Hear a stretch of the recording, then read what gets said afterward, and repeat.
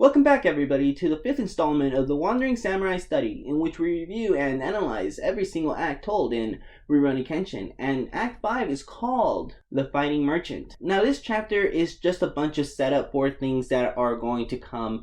The true climax of this story isn't within this chapter the way it has been for the previous four chapters told, or the previous four acts told up until this point. Act 5 is really just the appetizer for the story to come between the introduction of Kenshin Himura and his right-hand man, Sagara Sanosuke. And for what it is, I enjoy what we've seen so far, but this isn't really my favorite act that we've seen so far. I think that I really like chapter 4 as opposed to this one and the other two chapters. Chapter 4 really just did it for me, and I'm still a little hung up that it was never animated. But to go into the summary, I went ahead and wrote one again. I think I really liked the way the last video came out when writing the summary, so I'm going to go ahead and try this again. The chapter begins with a fight scene between an unknown fella complaining about a boring fight that he bought. At the dojo, Kaoru reveals that she's found an old painting that she can sell to ease whatever money issues that they may be dealing with, and decides to use the money to take the three of them out to eat. At the restaurant, the trio notices a loud drunk bunch arguing about the democratic process. At some point, the heated debate sees a plate being thrown, hitting Kenshin in the back of the head. The three pick a fight after Yahiko demands that the drunks apologize for hitting Kenshin.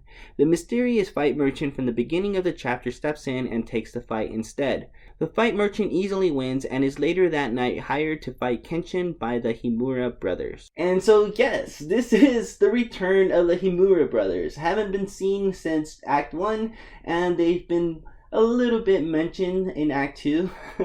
But here we actually see them in the flesh since Act 1. And they are here for revenge. They are the vessel that will get Kenshin and Sanosuke to fight one another and then later become besties.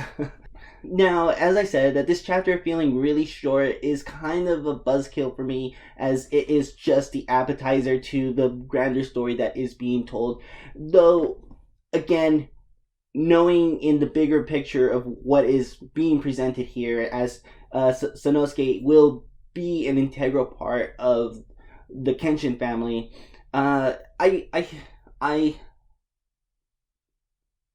it doesn't bother me too much. I'm just a little bit curious about how it felt to be a reader at the time that these chapters were being revealed in Weekly Shonen Jump. How readers at the time read this chapter and then had to wait an entire week to see what was going on, because up until this point, everything was being resolved within the chapter. But in this way, it shows though that Watsuki is taking the initiative to expand upon his story rather than having these little compound stories that get resolved by the end. He is taking a much more active approach of fleshing out his stories, going from chapter to chapter. And he's already been doing that with the previous chapters, as every chapter has been expanding upon the previous one, but this one is in a much more direct way. The other ones were kind of lingering effects from the previous acts making their way into the narrative of that particular act. It feels more abrupt knowing that the chapter ends right as Zanza is hired to fight Kenshin, and knowing that he is the Hitokiri Batosai, or Himura the Batosai. Of course, Zanza still feels very much a mystery from the beginning of the act until the end. Knowing, as fans retroactively rereading the series, we know where Sanosuke is and we know what kind of character he is, and so we know where everything will eventually lead to. But putting yourselves in the foot of somebody who's reading this for the first time, Sanosuke or Zanza still feels very much a mystery by the end, as he did in the beginning. It's just now that he's a little bit cooler, and we know that he is really strong, seeing that he can take down a single person who had a concealed weapon with just a flick of a finger. Another thing that I want to mention is in the panels where they're in the restaurant, where they go into the city to eat, I noticed that there is a bunch of blah blah blahs covered throughout the panels. I mean, it's obvious an indication of the location that they're at being really loud, louder than what we're normally used to. And I also noticed that all of these speech bubbles filled throughout the pages that they're in really makes the scene feel cluttered, really makes the scene feel busy, and I think that that's very intentional because I felt a little bit overwhelmed reading these pages. It's a cluttered mess, but it's done by design to indicate that the place that they're at is really, really loud.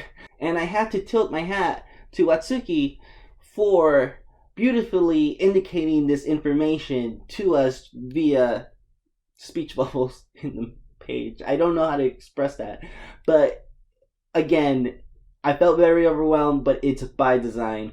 And also, another thing within the setting here that I very much liked was the trio, the drunks, that are talking about the democratic process, the way that they were used to get Zanza into the scene.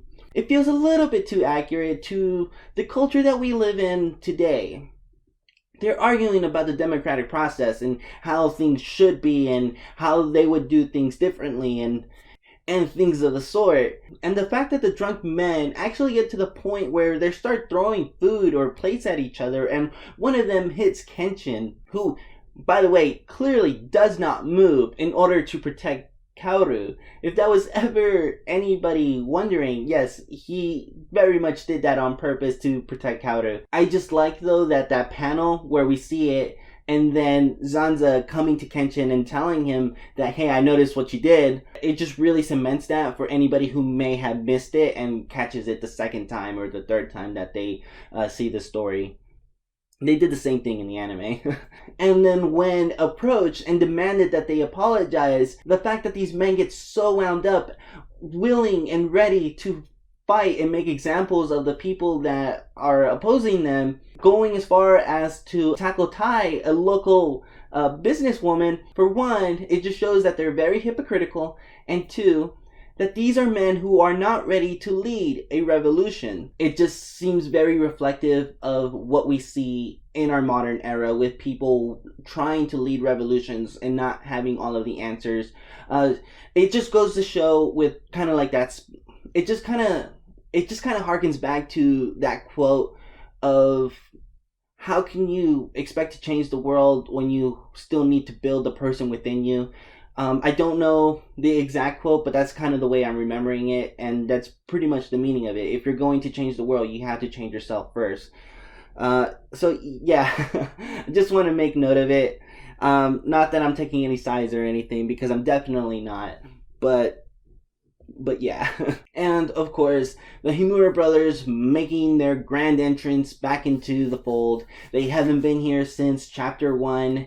They've had lingering effects into chapter 2 and chapter 3-ish, I think. I don't think so. I think just mostly chapter 2. But to have them come back for chapter 5 and be the reason that Sanosuke and Kenshin meet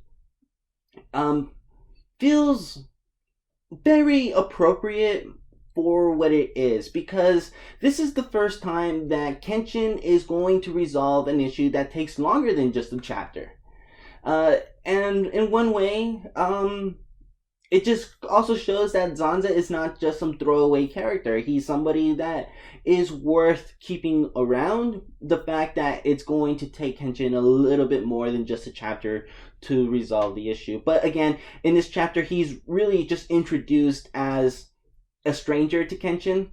This chapter really just serves as an introduction to Sanosuke and Kenshin meeting for the first time as strangers, as one is the fighting merchant and the other one is just the wanderer, but then he finds out that Kenshin is Hitokiri Batosai. Then later on in the next chapter, they find out who the real person is and they get to know each other as real men, or who their real character is. I think that the Himura brothers were used in a very effective way to kind of raise the stakes as this character that is being introduced into the story. And so, yeah. Again, this chapter is just a prelude though. And so that concludes Act 5, The Fighting Merchant. And so join me next video to discuss how Zanza and Kenshin will meet and become besties. If you like this video, then consider subscribing to the channel, leave a like, and comment down below what did you think of this chapter, and what do you think of Sanosuke as a character? What do you think of this introduction to Sanosuke being this mysterious character, and we later on know him as this really goofy character who, you know, always skips out on his tab. I mean, he did it in this chapter, but nonetheless. For now, we'll wander into the next one. Bye, cha.